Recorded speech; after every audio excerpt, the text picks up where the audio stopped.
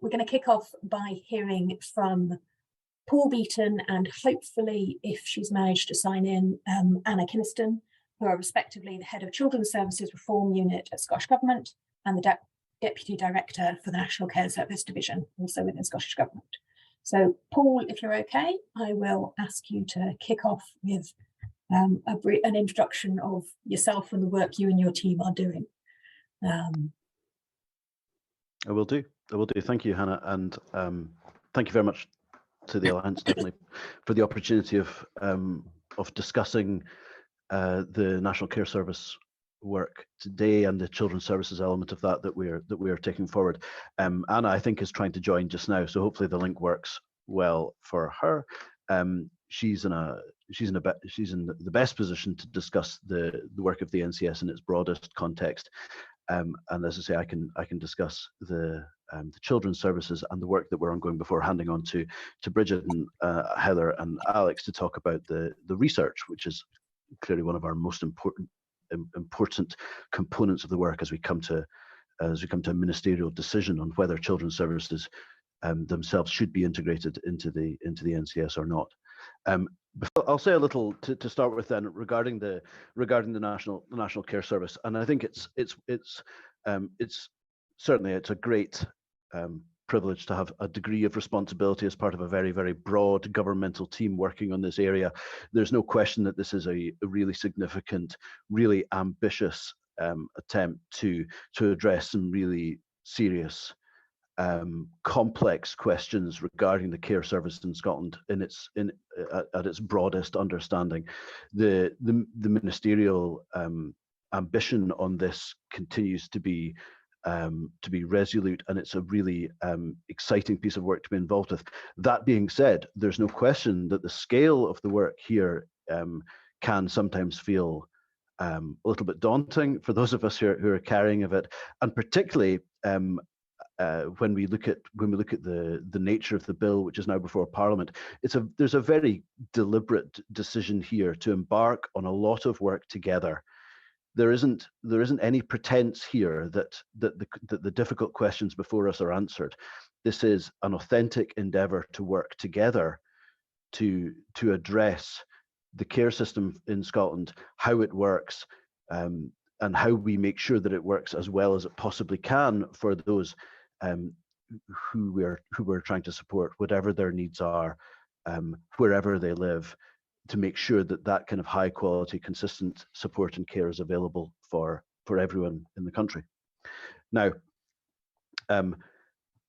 the work within children's services is one component within that. As I said, we are included within the bill, but the decision on whether to incorporate children's services has not yet been taken, and the research work that my colleagues will discuss in a few minutes is really going to be one of the critical components on that. We know that the landscape just now for services for children in Scotland, in terms of the different models of integration and the different ways in which services work together, is incredibly complicated.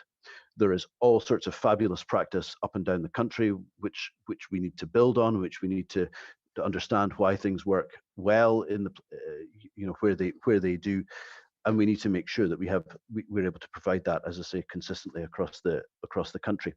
The bill, therefore, in terms of the provisions on children's services, is light. We have a provision to allow the transfer of functions relating to children's services from local authorities to Scottish ministers. That's in exactly the same way as the broad range of other responsibilities can be transferred into the NCS.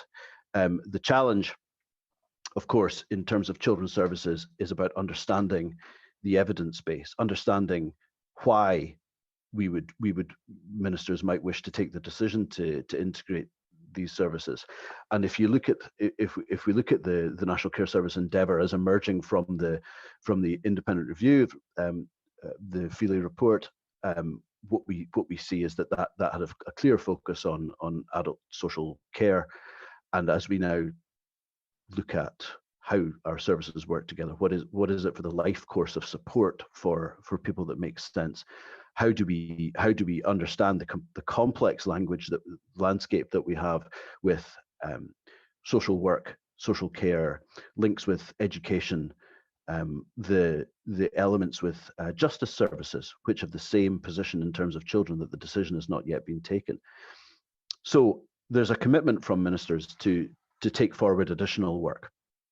The research element is clearly a major element of that, and our colleagues in justice are looking at the same thing, to try to understand how we take the best decision and try to work out where services should ultimately sit.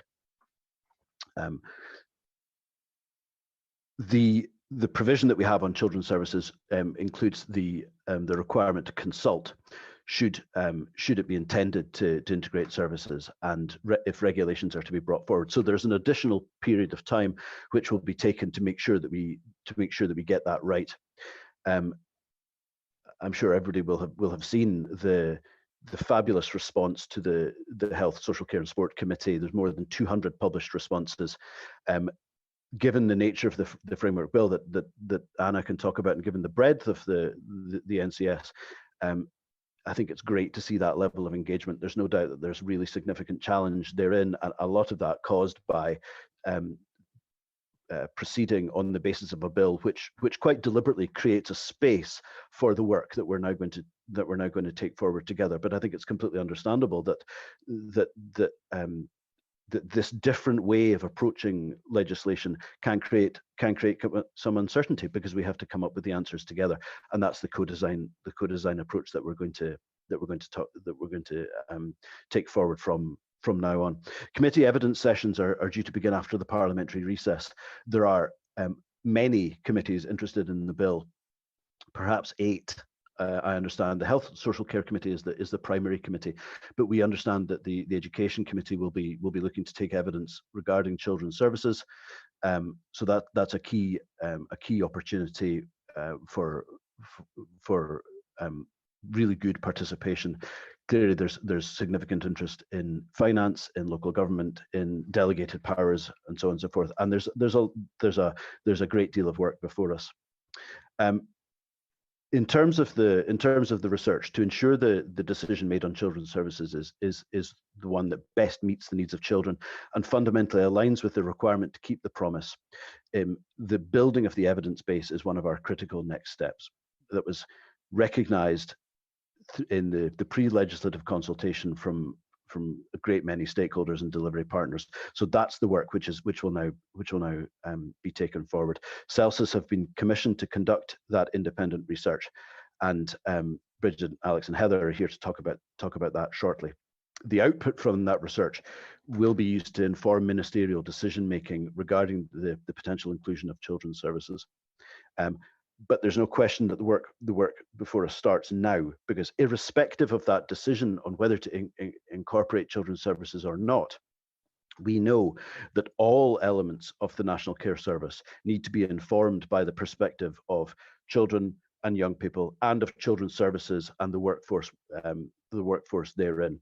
And we are now developing the National Care Service through a process of co-design and engagement with those with living experience, accessing and delivering community health, social work, and social care support. And the voices of children and young people are going to be really important throughout that, again, irrespective of whether the children's services ultimately are included or not. The complexity of the landscape is something that we're very, very mindful of. We know that that we must not create additional fatigue.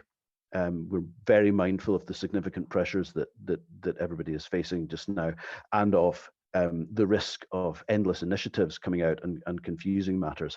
So we need to take this work forward together in a way that makes sense within the broad legislative programme, within the policy environment. There are many things within the National Care Service context which build on excellent practice, particularly within the children's sphere, I would unsurprisingly say.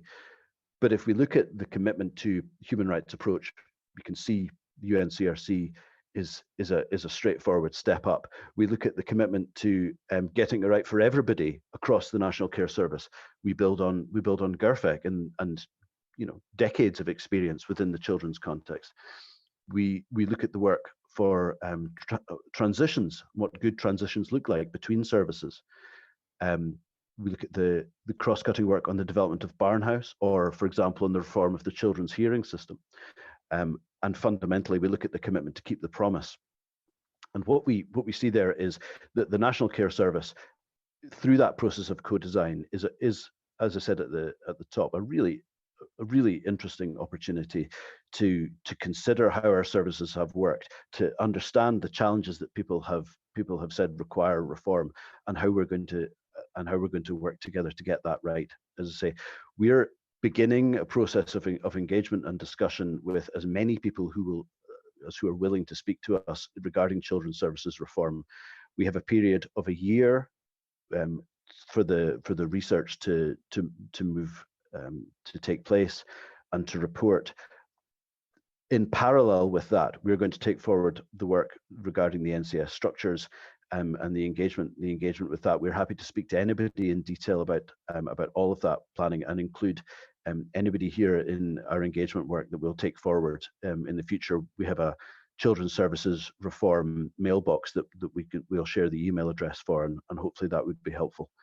But I don't want to take up a great deal of time. Anna is here to talk about the NCS stuff in general, and as I said, even more interestingly, Professor Daniel, Heather, and Alex are here to talk about those other things. So I'll stop there. I hope that's been helpful.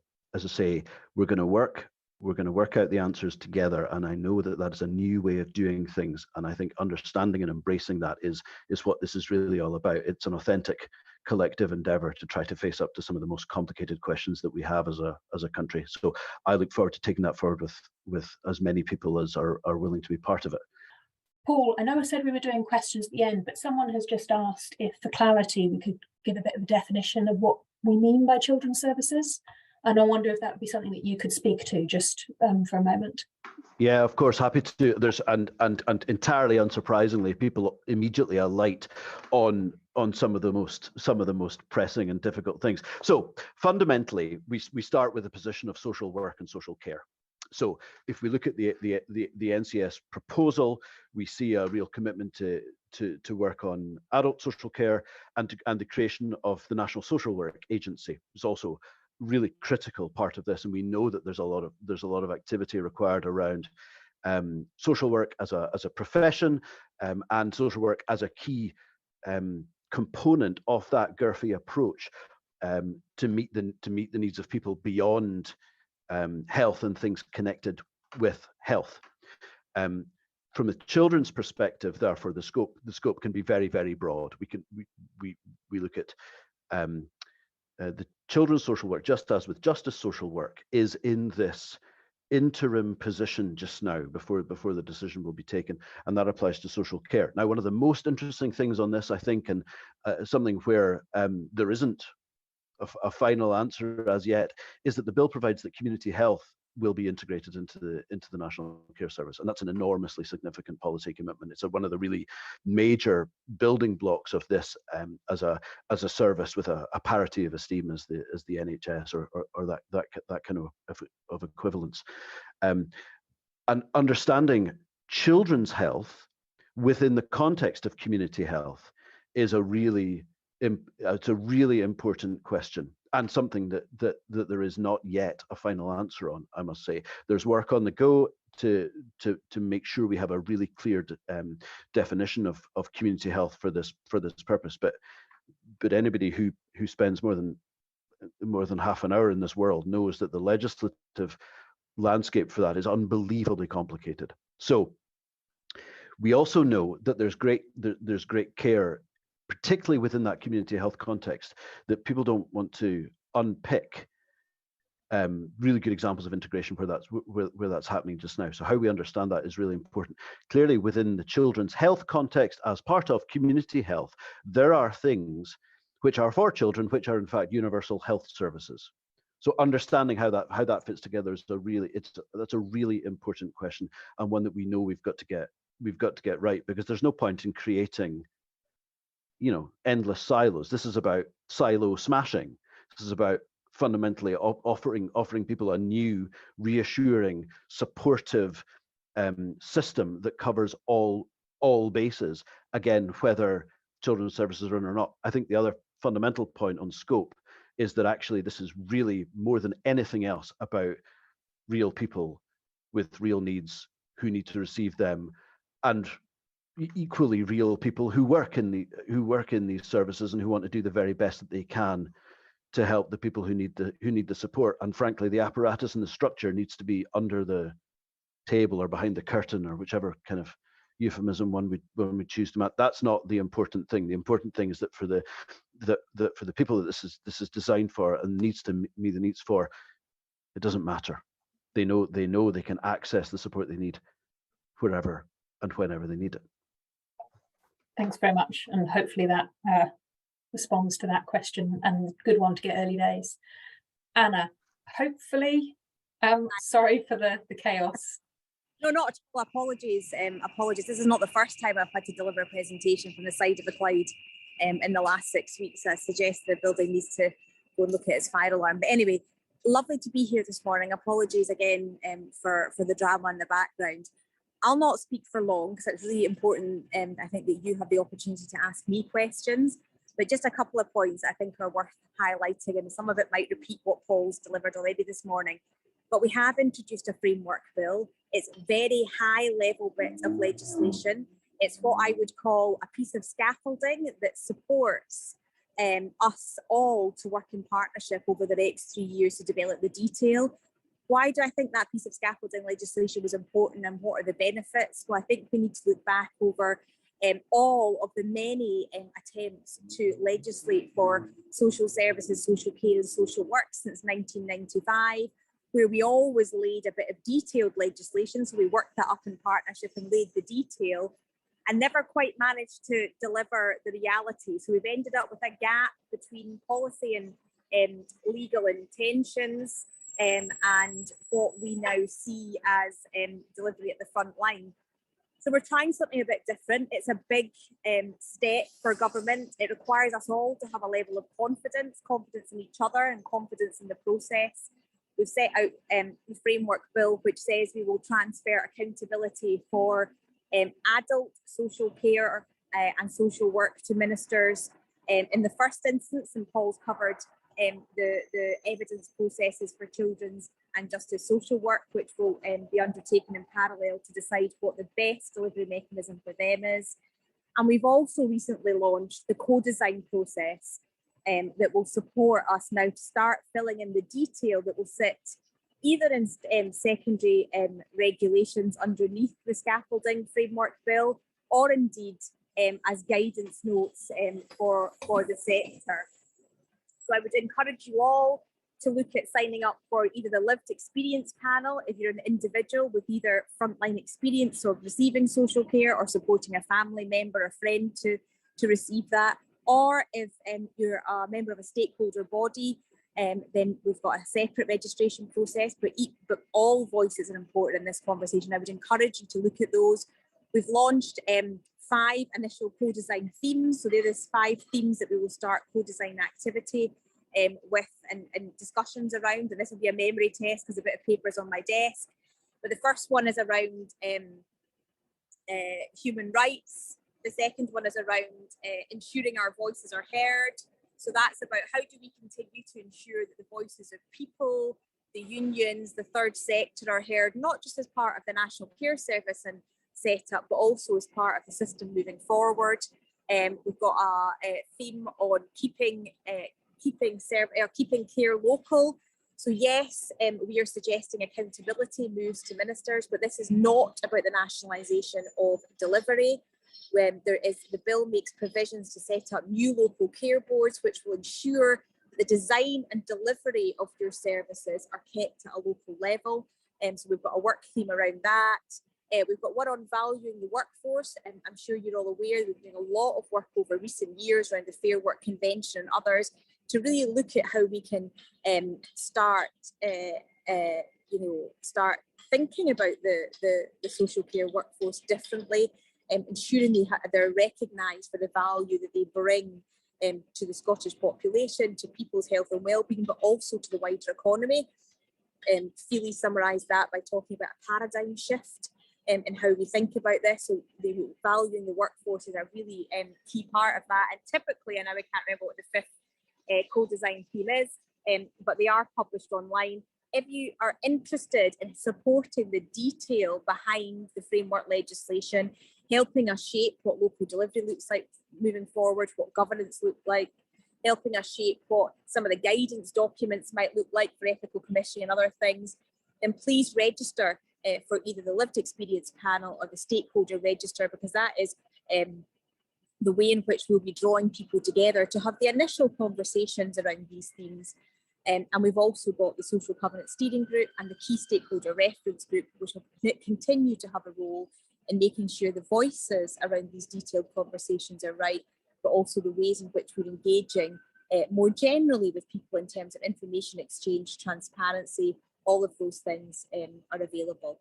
A couple other points from me. We are about to launch the Introduction to Co-Design training sessions. So most of the detailed training will be delivered by people with a design background or a user research background in relation to the 5 co-design themed working groups. However, we all need to understand better what partnership working in co-design means in relation to a national care service. So we are going to shortly launch some virtual workshops, probably about an hour long, that we can all join, civil servants, stakeholders and individuals, really to understand the principles and the process. What are the steps involved in delivering co-design thinking and learning? So I'm going to stop there because I'm probably going to witter on, because my notes, as I say, are on my desk. But please do ask questions and I can answer as many as possible. And if someone's taking a note, I'm very happy to pick up questions that I can't answer today by email as well, but I'll not be able to take notes myself. Thank you. Thank you very much, Anna. And I'm going to suggest, in response to Pauline's request to have links to the stakeholder register and the other things that you've mentioned, we'll stick what we can in the chat. Those things that we don't have access to, not being yourself or your sat stack of notes on your desk, I'm going to suggest we follow up with an email to all participants where we share those details after the fact, unless you can get back to your desk, and in which case that would be grand. Well, that would be very helpful. Thank you. I've just had a quick look at the questions, and there's lots of questions about links with education, links with housing, what do children's services mean? Please do come along and start talking about the detail of this with us. My view on all of this is these things only become barriers and problems if we let them. We should really be thinking about all of this in terms of the opportunity to address some of these interfaces. That's clearly the fire engines. I'll turn it off. We will have plenty of time to follow up on these questions in the second half of the session. So hopefully by that point we can hear from Anna and wider group of panelists then, but not the fire engines. Thank you again. I'm going to hand over now to hear from the researchers working on hearing from children, young people and families accessing services. Starting off with Professor Brigid Daniel, who's Professor Emerita at Queen Margaret University, Edinburgh, and I'll let her introduce the rest of her long list of CVs more selectively herself. Thank you. Good morning, everyone. It's really nice to be here and really great to see so many people who've come along to hear more about this. So I'm going to I'm just going to be very brief. I'm going to talk a little bit about what we're doing and perhaps more importantly, what we're not doing, because I think there has been a little bit of confusion about what we're doing here. I'll tell you a little bit about me. I was qualified as a social worker and I worked in Edinburgh, and the very first job I did is hugely relevant to this work, because the first job I did was working in intake, which was like duty work, and it was generic work, which meant that we worked with everybody, all ages and stages and all kinds of issues that came up. So that grounding in social work absolutely hammered home the fact that everything is interconnected, that families, communities, people at different ages and stages are all interconnected, and that you have to think in a lifespan way, you have to think in a whole family, whole place way. These issues have re-emerged more recently, I think. So I bring that very early experience, and it's very interesting to see so much discussion now reappearing about the importance of seeing people in the round. So I do think that was important early experience. I worked in children and families work in Edinburgh, and then moved into being based in universities, Dundee, Stirling, and latterly Queen Margaret University, where I was involved in social work education and a lot of post-qualifying education in child protection, child wellbeing and protection, working not just with social workers. And the other interesting observation I had over the years was the increase in the number of people from all sorts of different disciplines and areas who started to come to our courses on children's wellbeing and protection. So a growth in the number of people coming from health, from education, from third sector, from sports. Massive change over the last decades in the extent to which genuinely, I think, a range of professions and volunteers see the well-being of children as their business and as to do with them. And that, I think, is heartening. We don't always recognise how much that has changed.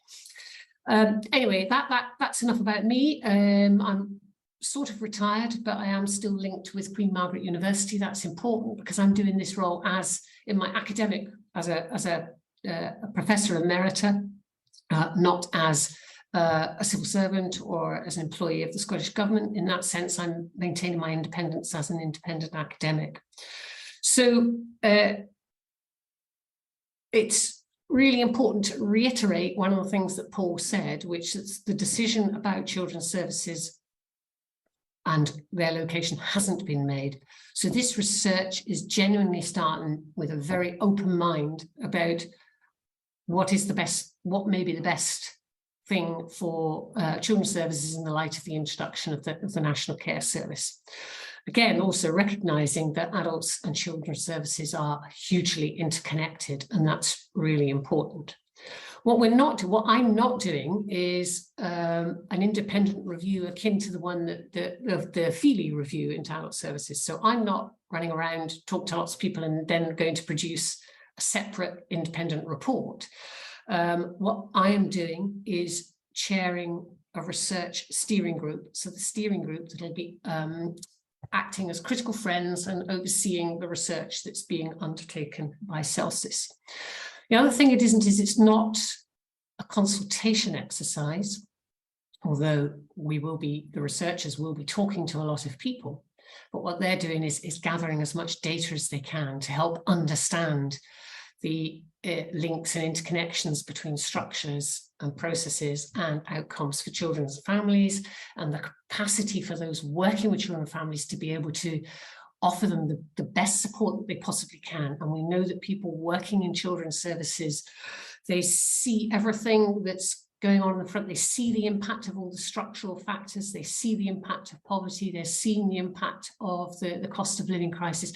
They desperately want to be able to provide holistic support. And so one of the things the research needs to look at is what gets in the way of people being able to offer that support and what can facilitate being able to offer that support, recognizing that it's people that deliver services, not the structures and processes. It's the people, it's the relationship that matters. So I'm chairing the steering group that's going to be overseeing this research, which has already started. The research is, again, an independent piece of research. It's starting with a very open, broad question about what might be best for children and families and for society in terms of how we structure children's services. Heather and Alex in a minute will give you a lot more detail about the different strands of work they're going to be undertaking. There's only a year to do this work in, it's already started, so it can't do everything, but it's really going to try as best we can to generate the best possible evidence to help inform the decision or the recommendations that will go to the minister.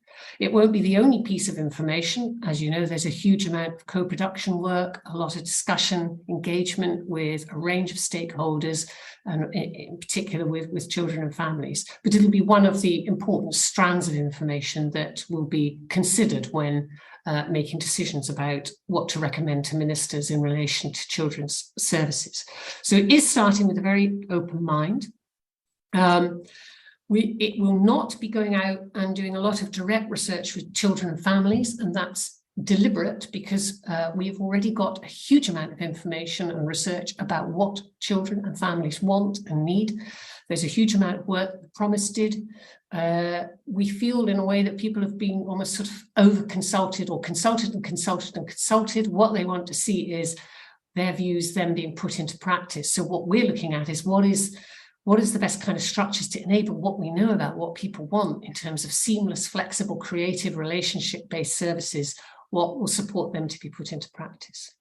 So I've put together a steering group that is primarily academics, and that you might think, oh, what will they know? But it's academics who are very much rooted in applied work, who are very connected to the direct issues that practitioners are tussling with, that children and families are tussling with. So it's those who understand the importance of research that actually makes a difference, that has an impact, that understands systems on the ground.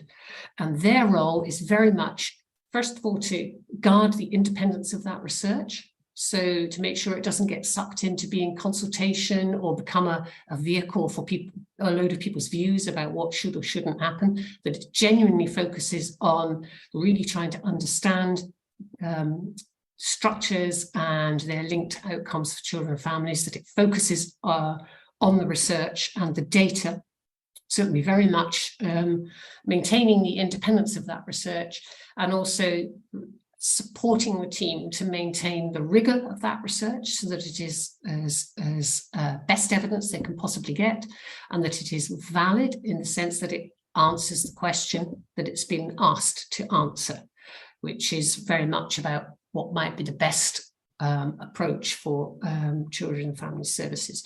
So the steering group is deliberately not a collection of representatives of a range of different stakeholder groups, because it's actually more like a kind of research governance group. It's very much focused on the quality of that research. We've got researchers with lots of networks in the field, and they will act as critical friends to the research team. And build on the evidence they've already got from their range of research they've undertaken and the networks they have. However, as a chair of that steering group, I will be, and I'm already engaging with a range of stakeholders and anyone who has an interest in this, who wants to meet with me and talk about this, to provide context to the steering group, to ensure that the research is still addressing those issues that people are raising, and that it keeps its focus. So I will act as a kind of conduit to and fro to the steering group from the stakeholders. And I've been having lots of really interesting and useful meetings with people about all of these issues. And the thing that keeps coming out from all of this is the interconnectedness of everything. So the findings will, as I say, it's going to be a year, this research, but we hope that there'll be some initial findings that we can release in the spring. We would like people to be able to hear what's happening as it goes. So if there's anything that's useful that comes up earlier, we will make sure that we get it out there. The research will be complete by the end of next September. There will be a final report. I think it's highly unlikely it's going to say, this is what you should do, this is the only option. I suspect it'll probably look at different options and look at the pros and cons of them, but we don't want to jump the gun on this. We want to keep it really open. There will be a final report. I won't be writing a separate sort of one of my own based on all the conversations I've been having. I'll do a forward to that report, and I will stay involved and make sure that that research is drawn on appropriately along with the research team, and that it is that we're really clear what the limitations of that research is. And I want to pick up now, the main limitation we're all aware of is that it's very difficult to prove a link between a structure and outcomes for children and families. So you have to be very careful about interpreting the data that you find. And one of my roles is to make sure that we don't either overclaim or underclaim what the data shows us, that we use it appropriately. So that's going to be and is that we've had the first group, meeting of the steering group, and the steering group is really already engaging very deeply with the issues that are arising, and there'll be a website that's got the details of all the steering group on it. It'll have the dates of the meetings, it'll have the agendas and the minutes, so people can follow up on that, and people can get in touch with me if they want to talk a little bit more about it. So I'll hand over to Heather and to Alex, who will talk in more detail about this. And one of the things I know they might well want to pick up on is this issue about what is children's services, because that is something that the team themselves are having to tussle with as well. So I will certainly answer any questions later on that come up about my role, and Heather and Alex will tell you more about the details of the research. Thank you very much. Thanks, Brigid, that's great. And if you would be happy to stick either that web link in the chat if it's live, or your email address for people to follow up, that would be much appreciated. And I'll hand over to Doctors Ottaway and McTier to take it away for the next stage. Thank you very much, Hannah, and thank you to the Alliance for inviting us today. It's really great to be here and to be talking with you and thinking with you about the research that we're doing. I'm Dr. Heather Ottaway, and I'm the Head of Evidence and Innovation at Celsis, and I'll get Alex to introduce himself. A bit confusing because I will be speaking both through Heather's audio, but I'm Dr. Alex McTier, and I'm Evidence and Evaluation Specialist at Celsis at the University of Strathclyde. And I'm the principal investigator, so I'm leading the research team. Alex is leading several of the strands of research. And what we're going to do today is take you through some slides that will outline the research in a bit more detail, and will address, hopefully, some of those questions that are already coming up in the Q&A. In particular, we're going to think with you about our thinking around how to define children's services within the context of the research, which is something that brings with it its own challenges that we'll think about. So I'm just going to share my screen now.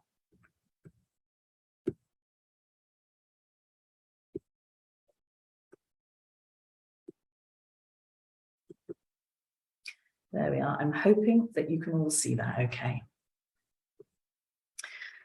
So first of all, and as has already been talked about a little bit by Paul and by Brigid, our overall aim in terms of the research is to gather high quality evidence to inform the decision making about how best children's services can be delivered in the light of the introduction of the National Care Service.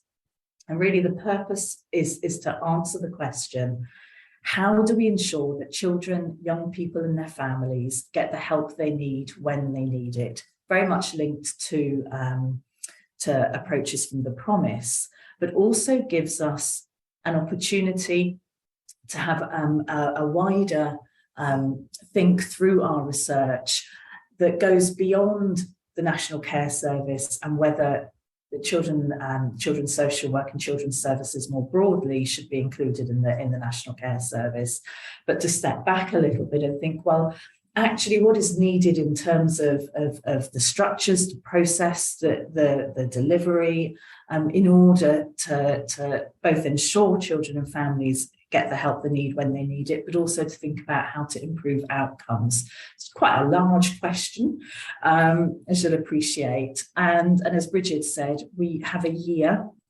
to do the research. The final report is due to be published towards the end of September 2023. But we have a number of strands within the research, which I'm going to first outline briefly, and then Alex and I will go through the different strands in a bit more detail. One thing I would say at the outset is, in terms of thinking about how children's services are defined as part of this research, we are planning to take quite a broad view because we're looking more broadly than the National Care Service solely. So I can see that there have been questions about justice, and in this case for us about youth justice, questions about education and about health and about housing, and all of those things we are looking to incorporate as wide a definition of children's services as we can, but that's also manageable for us in the context of a year's research. So the research is going to have 5 strands, the first 4 of which have already started. So the first 2 we can group together in terms of a rapid evidence review of the published literature, and that's literature that's both national and international. We'll go into what that is in a little bit more detail in the next slide.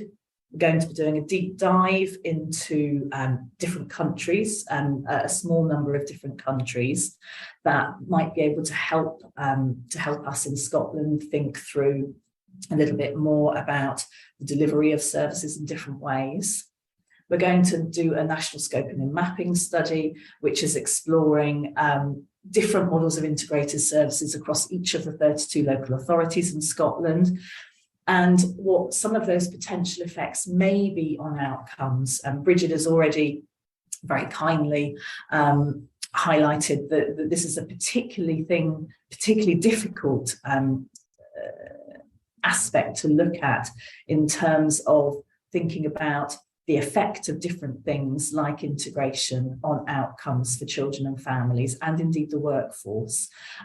We are going to do that very carefully, and we'll outline what we find in due course about that. The final 2 strands are going to be, firstly, we're going to be doing national surveys of the children's services workforce and children's services senior leaders, taking into account what I've just been saying about that broader remit about how we're thinking about children's services and defining it. That will give us a bit more context around some of the more statistical information that we get from the National Scoping and Mapping Study. And finally, we're planning to do a more qualitative piece of work, which is around potentially focus groups and or interviews with professionals to help us understand the context of the findings that are going to be within the national surveys. So that's a fairly broad overview, and we'll just go through briefly each strand in a little bit more detail. So the rapid evidence review really is aiming to help us and to help Scotland better understand what evidence is associated with different models of integration of children's services. And that integration in this quite narrow rapid evidence review is specifically around the integration of children's services with health and or adult social care services. And the key questions for us are looking at what models of integration exist worldwide in high-income countries, because they provide what would hopefully be the best comparator for us in Scotland, but also what is the strength of evidence about their effectiveness in improving services, experiences and outcomes for children, young people and families. This was something that has been acknowledged as an evidence gap, and we hope that what we're going to find will contribute towards filling that gap. As Brigid said earlier, we are planning to publish each strand of the research. So this first strand is due to be completed and published at this stage around April 2023. And I'm going to pass over to Alex now to go through the next 3 strands.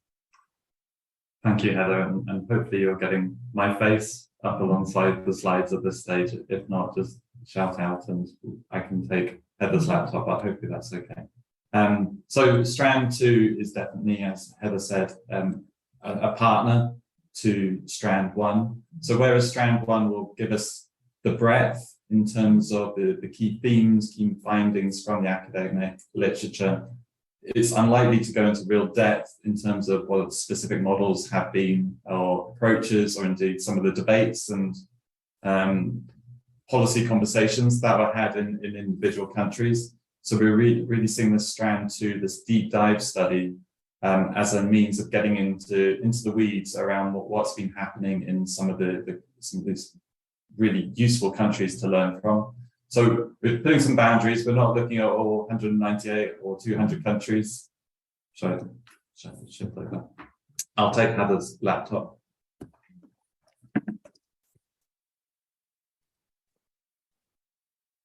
Okay, so hopefully you're seeing me now, but with Heather's name underneath. So we're not looking at all 200 countries around the world. We're going to try and focus on 4 or 5 countries, likely to be 4, with the 5th maybe taking our learning from what's happened in Scotland with regards to integration, learning from health and social care integration at the local level, but also learning from police, fire, even college integration and mergers over recent years. But in terms of the deep dive case studies looking at international models, we're trying to look at those that get a mix, some that have taken a national approach and moved to that direction and understand what that new model looks like and the relationships across children's, adults, health and social care and how that's governed and delivered from the national, regional to the local level. But equally, not just we're likely to find some countries that are useful to look at, but have not gone down the national route. Indeed, they may have moved from a national to a more decentralized model. The Netherlands, for example, springs to mind there. So we're not focusing only on that move to a national approach, but also saying, well, what has been the learning from those countries that have decided to move from a national to a more decentralized model. In the actual specific list of countries is still a bit in the air because we need to do a bit more exploration exactly what countries we're going to be focusing on. I have name-checked Netherlands. I think that's likely to be one. And I think we can safely say Northern Ireland offers good learning as well as it's moved to a national health and social care model. But we'll hope to provide more details on this in due course in terms of what those final countries will be. And in terms of completion, this strand will be completed by April 23 alongside the strand 1. Changing tact a little bit and focus, strands 3 and 4, as Heather said, they pair up quite nicely. So strand 3, which we call the National Scoping and Mapping Study, is very much maximising the statistics that we collect within Scotland. Now, I know we can all have question marks around whether we're collecting all the right statistics, but we have to put that to one side and use the existing statistics that we have and what we're seeking to do is develop a testing or a model that'll help us understand whether there's any relationship between health and social care integration experienced in Scotland over the last 5 to 7 years, and whether that's having any impact or any relationship with improved outcomes. And here we're thinking about improved outcomes relating to children and young people and thinking across the gamut of children's services indicators that are collected there. For example, are we seeing improvements on child protection indicators around care experience that looked after children, health, education, housing? So again, trying to cast the net wide in line with GERFEC and that more holistic view of well-being. There is also the thinking about whether we're seeing any impact in terms of workforce measures. For example, caseloads, vacancy measures are examples that we're exploring there, but also recognizing that there are other factors that impact on on children and young people's outcomes. So we will be building in contextual factors into the models, such as rural to urban geography, poverty and deprivation levels, and indeed the impact COVID might have had. So in terms of how we're going to go about that, Scotland, I've heard this term, it offers a good natural laboratory here, that we've got 32 local authority areas, but they've each taken slightly different approaches or different timescales to health and social care integration. Now, we're going to go with a grouping of those 32 into 3 broad bandings from, in a structures perspective, whether they're highly integrated in the sense that children's health and social work have been integrated and delegated to the Health and Social Care Partnership, to a moderately integrated where children's health has been delegated, but not children's social work, and to a non-integrated where adult social care, health and social care only has been delegated to the Health and Social Care Partnership. So we're going to use that 3 groupings to see whether there's any relationship across the different measures I've outlined earlier. That strand will also be completed by May 23. Then strand 4 is around, and probably the biggest question we've got today in terms of the questions that have come up, is around the workforce, exactly who we will be undertaking this survey with. But the workforce survey and the survey with senior leaders, thinking that there are perhaps slightly different questions that need to be posed to each. We're trying to focus on less a projection or consultation on what the future might look like in terms of the National Care Service, but more around what have colleagues' experiences been of health and social care integration, and breaking that down into layman's terms, as such as what's their experience been of working together across services, across professions, what's been their experiences of being able to access a range of services, high quality services in a timely fashion, what's been their experience of information sharing, what's been their experiences of supporting children, young people towards adult services. So getting those experiences of working in their local areas over the last 5 years, say, and thinking about, well, what does that tell us about integration? And then can we then look across to our previous strand 3 exercise and consider whether the evidence coming out, the more nuanced evidence coming out from the workforce survey and the leaders survey, tells us something more about why we're seeing changes in the children's outcomes and other indicators outlined in indicator 3, strand 3.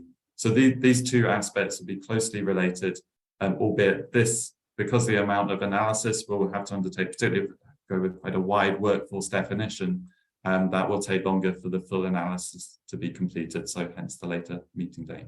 I will pass back to Heather now.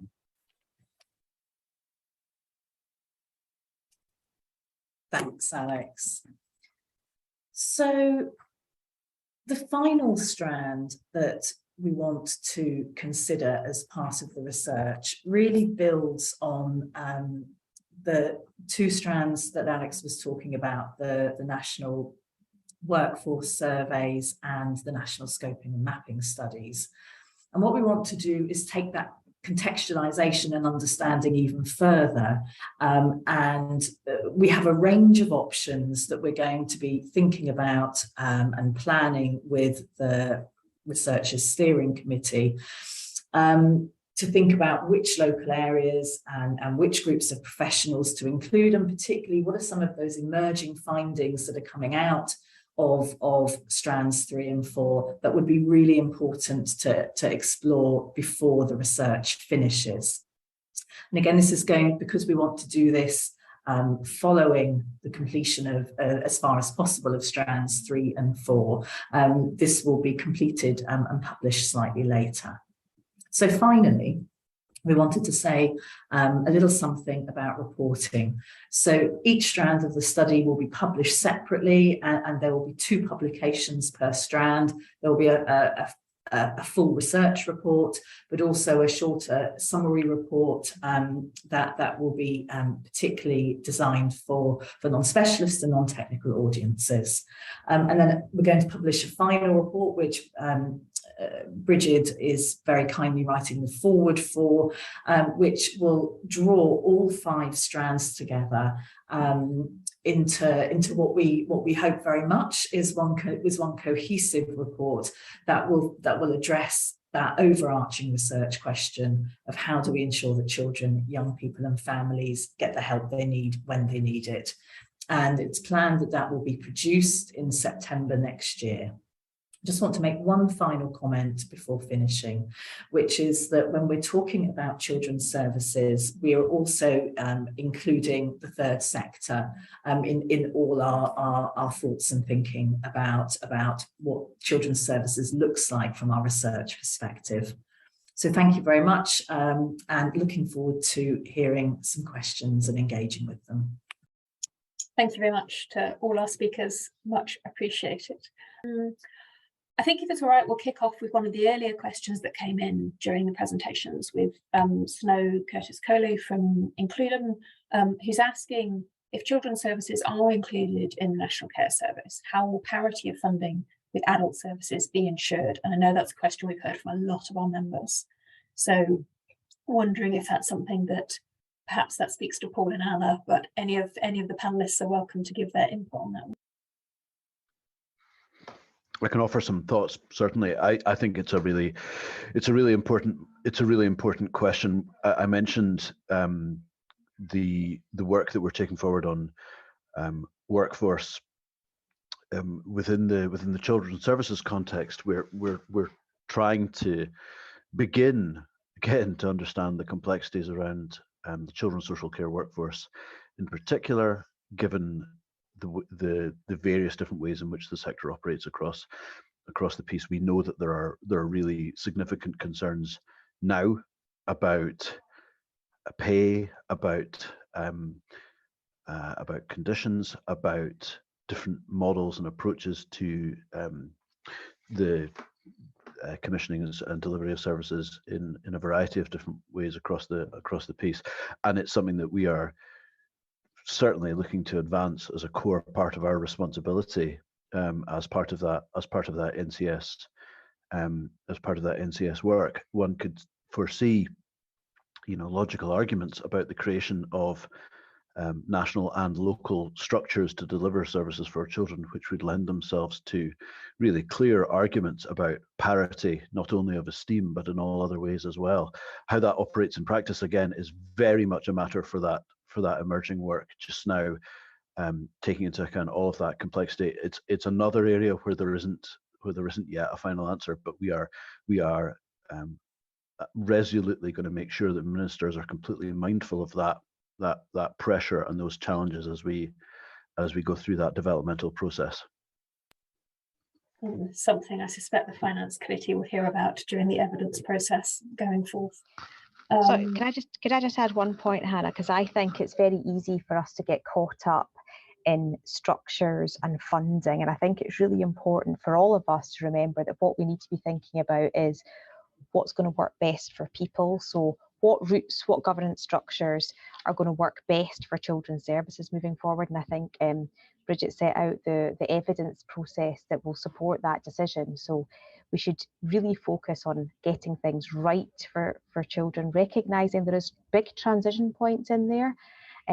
So we need to be thinking about people's whole life journey through a system, and not just any at point in time interaction as part of all of the thinking we're doing over the next 3 years. I think we also need to do a lot of forecasting. So around the whole of the future needs of society, we need to get a better understanding of what the funding requirements might be. So we're not great at forecasting, we're not great at workforce planning as a public sector, but we need to build our ability and confidence in these areas to get the funding allocations or the funding bids right moving forward, so we can afford to fund the services across all ages of the system in a way that supports people to live their fullest life, and in a way that respects all of their human rights. Thanks, Anna. That's really useful refocusing, I think, sometimes.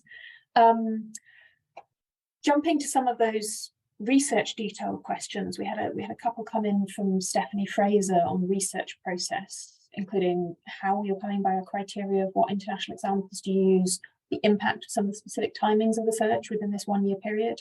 And I'm wondering if Heather and Alex, you could speak to those concerns. Yes, very happy to. First of all, I just want to give a little reassurance. We will definitely not be talking and wishing to do focus groups or interviews with people over the summer period.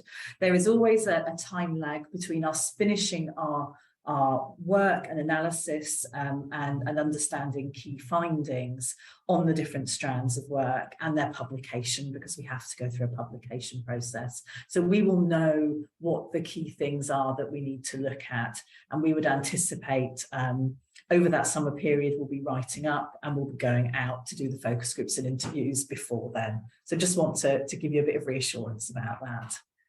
And I'm going to pass my computer over to Alex to answer a bit about the literature. Thanks, Heather. So in terms of the research criteria for the international case study countries, firstly, there are a few dimensions. So firstly, we're looking at relatively small, high-income countries. So population probably not more than, say, 15 million. So it's a comparator to Scotland.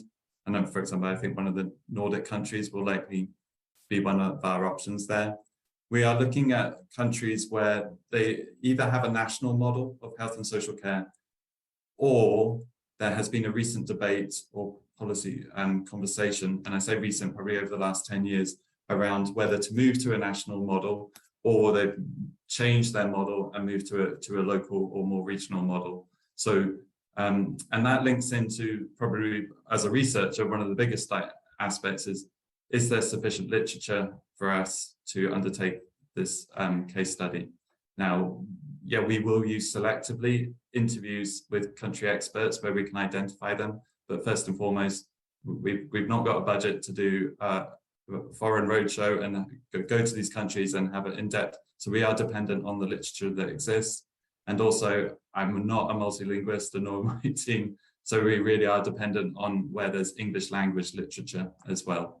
So that are some of the key determinants. But nevertheless, we feel confident we can identify 4 countries, potentially 5, that really offer valuable learning for our movement and our evidence base.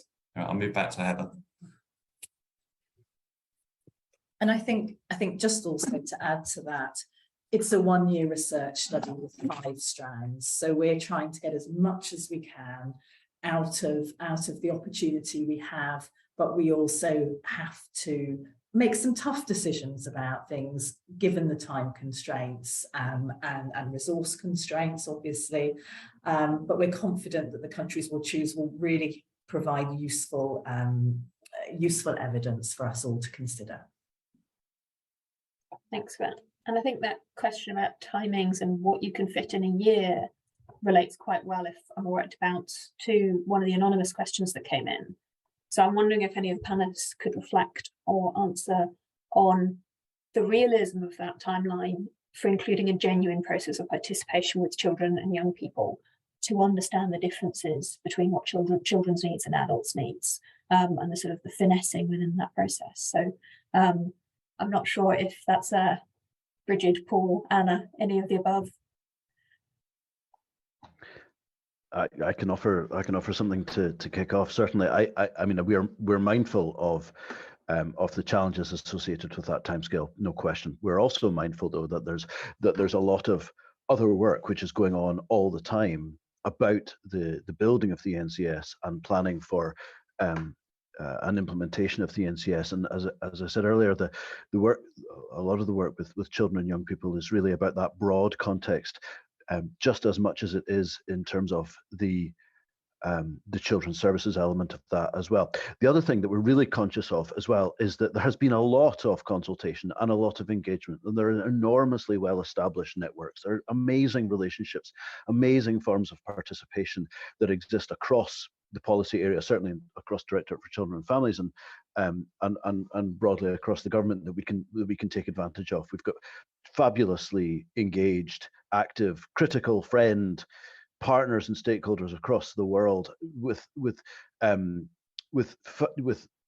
really good direct engagement from young people. And we're also really mindful that we don't need to be replicating work which has already taken place. We have the promise work. We have huge amounts of engagement with there, and there's no, we are forcefully reminded, rightly, that these things are not up for debate anymore. This is work which has been taken forward, and that's the starting point for this.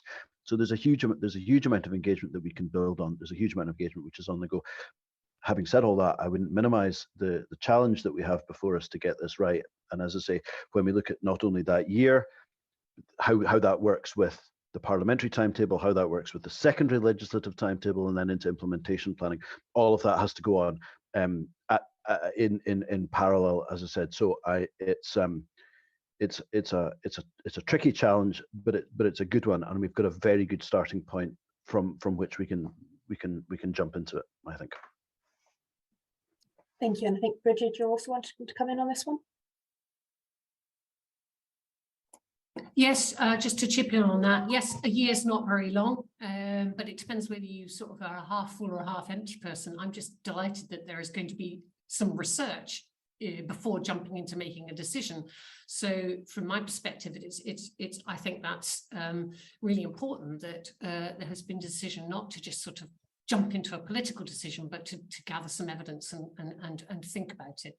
A year's not very long, but you know, it could have been nothing. So let's look at what we have and let's make the best use of the time we have. Celsus have got a big team they've dedicated to this. They're putting a lot of effort into this.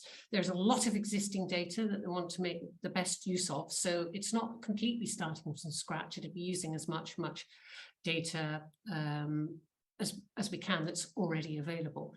So I've also, one of the observations I've made about this, and I have talked to Heather about this, is it would be really helpful to undertake this research in such a way that it would be possible to go back again and follow up from it. So rather than seeing it as the be all and end all, this is the only piece of research that will ever be done on structures in Scotland.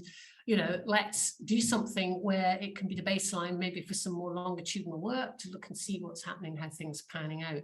Because to have ongoing evaluation of changes would be really, really helpful in Scotland, and it would be helpful to inform the rest of the world as well. People I've spoken to be on the steering group from other parts of the world have been really impressed that there is a piece of research here and would be really interested in seeing the findings.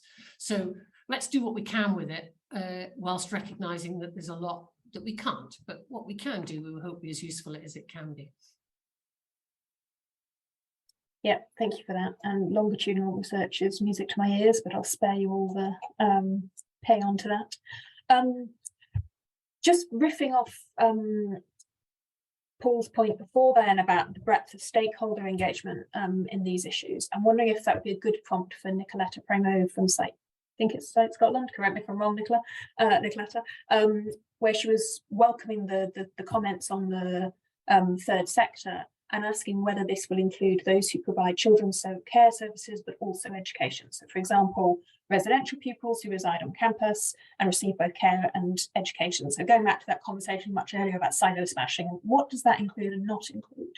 So I'm wondering if that's something that Paul or Brigid, if you could stick a hand up to give a heads up to.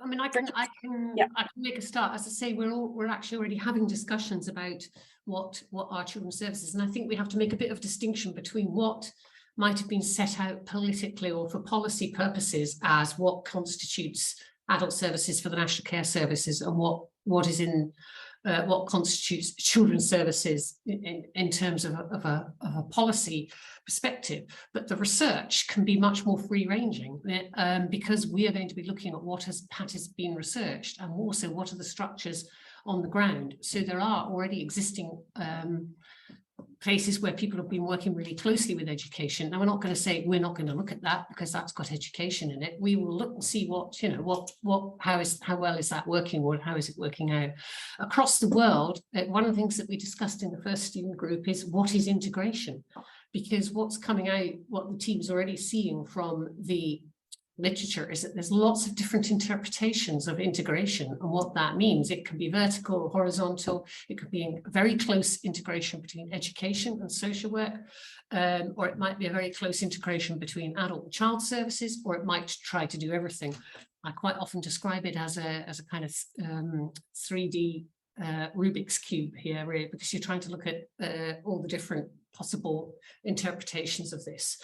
So whilst, yes, there may be a formal kind of list of bits of children's services that are primarily social work, social care, and some health services that are formally defined as children's services, the research is very likely to throw up something much wider. And certainly from my perspective, my interest in working with children's neglect in particular is a very keen awareness of the extent to which you need to look at every different domain of children's lives and understand who can offer something to those different domains. So again, it's got to be what's possible, but there's not going to be sort of artificial restrictions on what the data might throw up in terms of what it can tell us about interconnections and integration between different bits of the systems of people working with children. Yeah, maybe I could follow up on that. I completely agree about that challenge about what can be, what's feasible and what can be delivered and what's most meaningful in this again. And as we were discussing earlier, there's a really critical importance that this is about what really works, what really makes the difference on the ground, and the extent to which that has got anything to do with these structural matters. There's a lot in this about culture, about leadership, about workforce, and you can see from the questions that these are quite rightly really live and important issues that people want to understand and want to talk about. And I think if we think about that silo perspective, it's true. Just to, Hannah, if it's all right, just to jump to one or two of the other things. Stephanie, your question about the inclusion of those things, and it's not the plan for education justice other than justice social work as that potential inclusion, or housing, but those are all clearly utterly critical forms of support and service for people. So the relationships and the links there, and creating a shared culture, whether you describe it as no wrong door or whether you describe it in another kind of way, clearly, from a planning process, from an understanding the needs process, what we're looking at is to make sure that the people at the core of this don't need to worry about that structural point. They don't need to worry about the integration point. The point is that it will make sense and it'll be accessible wherever they are. So we're going to be working together with education colleagues and education reform colleagues, with housing and across justice, and obviously we have colleagues working in a similar way to we are within the justice social work context. So I think that's really important. I think to draw a link with some of the other stuff, the data point is also really important, and I know that it can be fairly prosaic, but it can offer real meaning. So there's work on the go just now that builds from the fabulously collective effort that took place through COVID to say, well, actually, does this remain the right kind of data? Does this remain the kind of meaningful way of proceeding on this kind of basis, or what do we do? And the NCS offers a real opportunity for that. And one of the other core strands of the NCS work that we haven't really talked about is to really understand the digital opportunities that are here as well. Again, irrespective of integration, irrespective of formal structure or legal structure, what can be done to make sure that those looking to support people have access to the information that they need? How do we get beyond traditional preciousness or protectionist interests? How do we offer reassurance that data is gathered, managed, and used appropriately and lawfully wherever it needs to be around this? So I do have confidence, Stephanie. Again, I do have confidence that the data gathering and sharing will improve, and I know that's one of the areas which is going to move forward within the NCS if we're able to get to the single health and social care record, and we're able to make sure that information flows freely. I think that's a fabulous boon in and of itself. And again, that's not really anything to do with the position on integration of services in the NCS or not. The difficulty with all this, notwithstanding what will remain a resolutely half full approach, is that the list is long, and how we prioritize and how we take forward that work, knowing that the dependencies that we have is a really complex collective challenge that we have. So again, all the engagement is extremely welcome, I would say, to help us navigate it together. Thanks for that, Paul. I'm conscious we have 6 minutes left, and I promised we'd finish on time. So I'm really keen to get to some of David's questions within the Q&A. And I'm wondering if Paul or possibly Anna, you might want to reflect on his questions about how we're engaging with how the National Care Service will engage with transitions from adult to child and adult services, and also the agility of the third sector response that, as you mentioned, we've seen much of during the last few years. And how that features. Sure. Maybe I could start with saying something about transitions, because that's very, very closely related to our work, if not an inextricable part of it. And I might turn to Anna to talk about some of the other stuff. But it's obviously true that this is about the life journey. This is about making sure that that whatever edges exist, if any do need to exist, that they are so smooth that people don't feel the bump. And the transitions work, and the team that we're working on transitions, we're really beginning to understand the work on what good transitions looks like. We're working really closely with our colleagues in that area, and it's and with our colleagues in the National Transitions Strategy. It's unquestionably a key consideration in the NCS work, and again, regardless of the creation of the NCS or of the integration point, there's a key opportunity here to improve that, because we see that improvement is needed in some areas. So again, I think it's a really good opportunity, and something that we're beginning to take forward just now. Anna, I wonder if you'd like to come in on some of the other stuff. I'm obviously happy to keep filling air as much as it would be helpful. Thanks, Paul. So I agree with what you say, and I said in my previous answer that it's really important that when we're talking and thinking about what the future should look like for everybody, we're thinking about those key themes of transitions between and through services, but also accessibility, and how we need to ensure that services are accessible to people at all ages, whatever stage they choose to engage with the system. So that's why please do think about transitions and accessibility in every conversation you're having about the National Care Service. We certainly are, and we're encouraging everyone internally to do that as well. Just on the third sector, I think it's a really important point for us to reflect on the third sector. I've been having a lot of conversations in recent weeks. The third sector is a huge deliverer of social care, and I think it's important that we acknowledge that that touches the regulated and the unregulated space. I'm having increasing conversations about the amount of unregulated provision and the increasing uncertainty for third sector providers who are in that space, delivering that in terms of what this might mean for them. So again, just a plea, if you're from the third sector, or you're volunteering, or you're a member of the workforce, please do register to be part of the lived experience panels, or indeed the stakeholder register. It's important that we hear from you throughout the process. It's important we get the balance of commissioned provider and voluntary organisation right, because there is nuanced differences in the types of social care they're delivering, and we want a system that is overseeing a service that delivers for people.